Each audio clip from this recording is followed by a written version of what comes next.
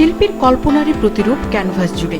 ভাঙা ডিমের খোলস থেকে উঁকি দিচ্ছে প্রাণহীন ডালপালা, কোথাও দিগন্ত বিস্তর ঊষর প্রান্তরে আদিম পাথরে মুখাবয়ব, কোথাও আবার জ্যামিতিক কাঠামোর ফাঁক গলে নেমে আসছে আলো। আলিয়াস ফ্রান্সিস দ্য ঢাকা লা গ্যালারিতে শিল্পী জাকিয়া খান চন্দনার একক শিল্প প্রদর্শনী এটি।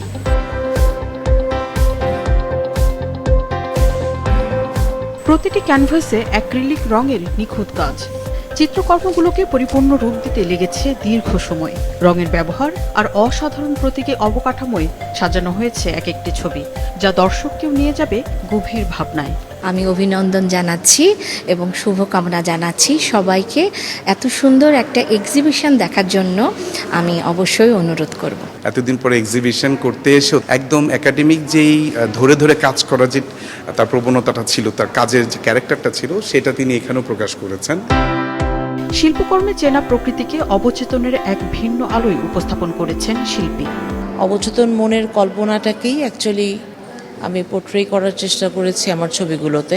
এখানে আমি দেখানোর চেষ্টা করেছি ধ্বংস, পরিবর্তন এবং এর মধ্যে থেকেই সম্ভাবনাকে তুলে আনার চেষ্টা করেছি। এদিকে বেঙ্গল শিল্পালয়ে সাইকা ইকবাল মেঘনা এবং শুভ্র চৌধুরী সবুজ স্থপতি যুগল আলোকচিত্রে তুলে ধরেছেন বঙ্গীয় বদ্বীপের জনজীবন এবং সংস্কৃতি। বৈরী আবহাওয়া উপেক্ষা করে প্রদর্শনী দেখতে এসেছেন শিল্পপ্রেমীরা। 25 জুলাই পর্যন্ত সবার জন্য উন্মুক্ত প্রদর্শনীটি। মারুফা কামাল, মাছরাঙা সংবাদ, ঢাকা।